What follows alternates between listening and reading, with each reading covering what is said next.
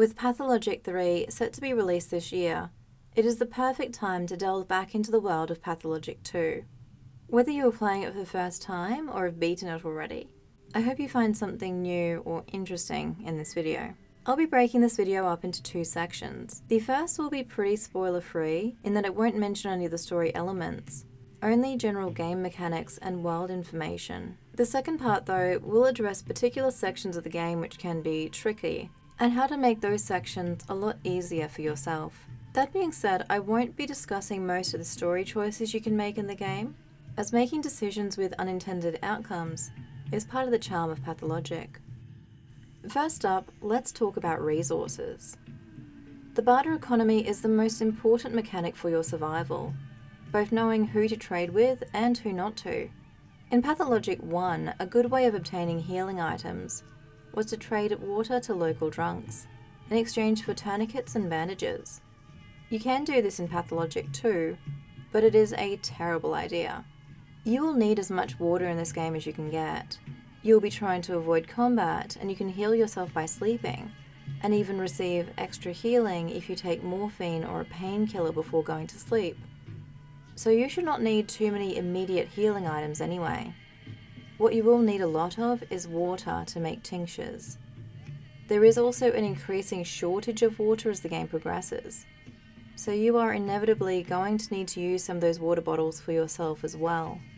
In the early days of the game, you should be looting every bin you see and collecting as many bottles as you can and filling them with water. You can store these at Big Lad's house and Lara Ravel's house for later in the game. The characters you should be trading with the most are the children of the town. Children will trade for items that have little value to the shops. Nuts in particular are very valuable to them, and if you ever have a little extra money on hand when in a shop, it is worth stocking up on nuts to later trade to the children. The little girls called teensies can also sometimes possess schmauders, which will become extremely important towards the end of the game. If you find a house with a teensy, you can continuously leave and re-enter the house to reset her inventory, and she will eventually have a schmauder to trade. The only downside to this is that it can take time, unless you are reloading every time she doesn't have a schmauder. Children's caches will also sometimes have schmauders, and if you participate in this game with the children, they will eventually play another game with you, with the opportunity to trade for another schmauder. The Dead Item Shop, which is only open at night, will also sometimes have a schmauder. Watching the nightly pantomime in the theatre will give you the location of the shop, which will change every night.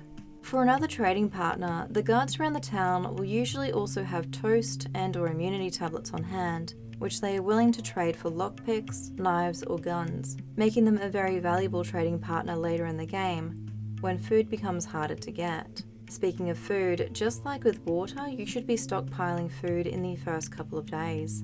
The cost of food in the shops will rise quickly as the plague spreads, and you're going to be in a much better position if you buy as much food as you can on the first day, instead of buying, say for example, a gun that you will barely be able to use. If you do get really stuck for supplies near the end of the game, you can go hunting for soldiers. A shotgun blast to the head will take a soldier down with one shot. Just make sure they are pretty far away from their comrades when you do this. These soldiers can have pretty good loot on them, including army rations. And if you think about it, in this town where they've been positioned right on the edge of a plague district, they were probably doomed anyway. Speaking of the plague, it really isn't a big threat to Artemy if you know how to avoid it. The most straightforward way of staying healthy is keeping your immunity above 0. You should carry emergency immunity boosters at all times, however don't use them too early. When you're walking through the infected districts, you will have a rather generous grace period after immunity hits 0, before you will actually become infected.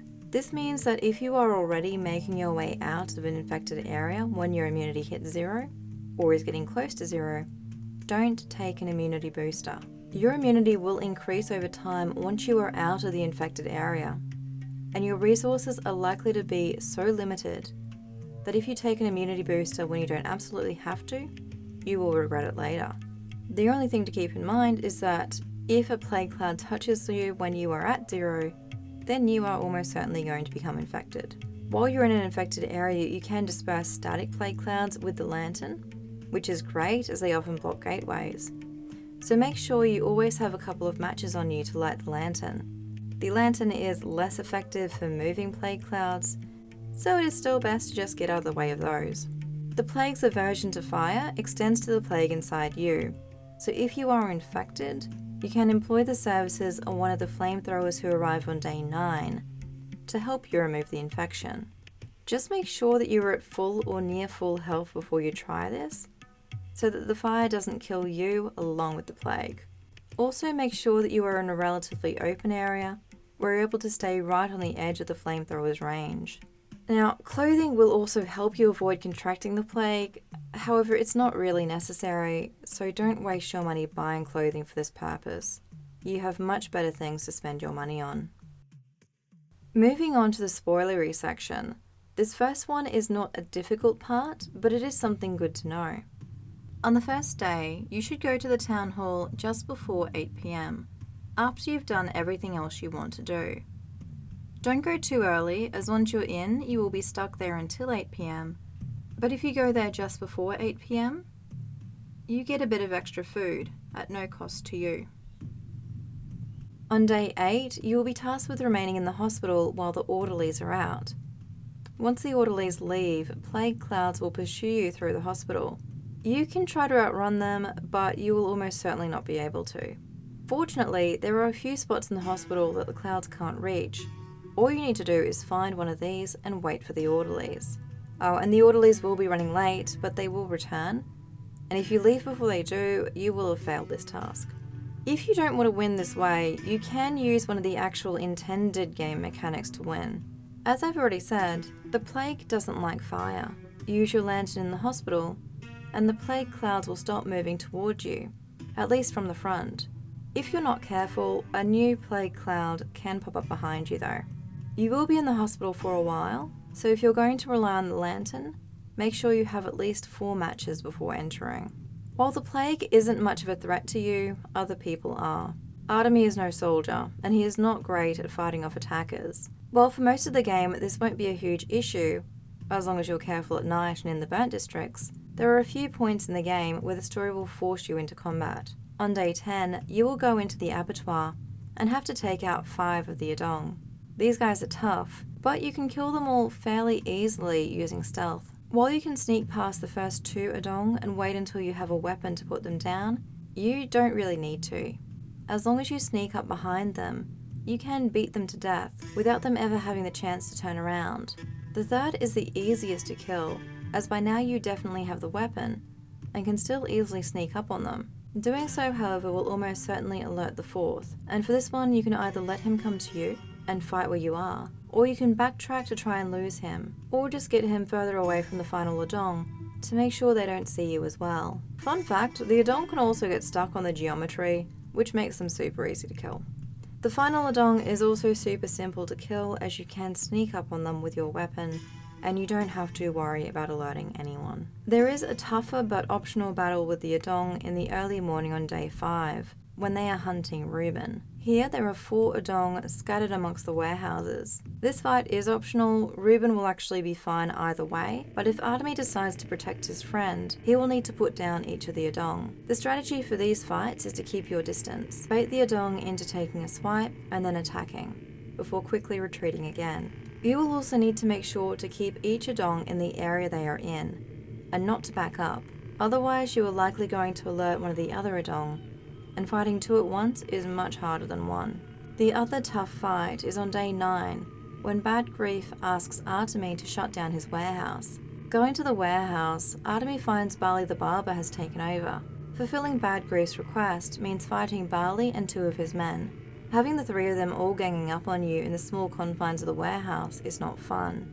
But fortunately there is a table which Artemy can climb on and use to keep distance from them. They can still reach Artemy if he is close to the edge, but as long as he keeps his distance and only comes forward to strike, he will be able to beat them. If you do die during combat, it's not the end. Part of Pathologic is dying. The first time you play through the game, you are likely to die a number of times. Even after you've played through the game numerous times, all it takes is a thug coming up behind you unexpectedly to take you out. You do have a Get Out of Death free card on the first day, where if you die, one of Bad Grief's boys will just drag you to his hideout, and you'll walk away fine. Other than this, each time you die, you face permanent consequences, taking hits to your health stats. Die 7 times and you will be offered a deal. Erase the consequences of dying, but lose something in return. If you take the deal, you'll find out at the end of the game that what you lost is the ending. You will no longer be able to choose one of the 2 fates of the town, effectively rendering everything you did to get to this point meaningless. Finally, I'll leave you with this as one overarching tip. On the last night, if you choose to end the plague, the game tells you that the town is yours to explore, that it always has been. It is possible to save everyone. If they make it to this night, even if they are infected, they will survive. But you don't have to. You don't have to save everyone. You don't have to do everything. The story will move forward with or without you. And as long as you make the final choice, you will get your ending. Everything else is, and always has been, optional. All that stress of running around town, trying to fit everything into the day, and that feeling of failure if you can't, it was all unnecessary. So if you end up with more townspeople in the theatre of the dead than in the world of the living, that's okay. It is, after all, just a game. I hope you found something in this video helpful, or at least interesting. Please feel free to share any other tips you have in the comments below. Pathologic 3 looks like it's going to have a number of different mechanics compared to Pathologic 2, so I may do a further tips video for Pathologic 3 after it comes out. I will definitely be doing another story video for it as well. I have complete story summaries for Pathologic 1 and Pathologic 2 on my channel, so if at this point you just feel like watching the game through to understand the story instead of playing it all yourself right now, you can go check those out. Either way, make sure that you're subscribed to the channel so you can join me on our next trip to the town on the Gorkin River when Pathologic 3 is out.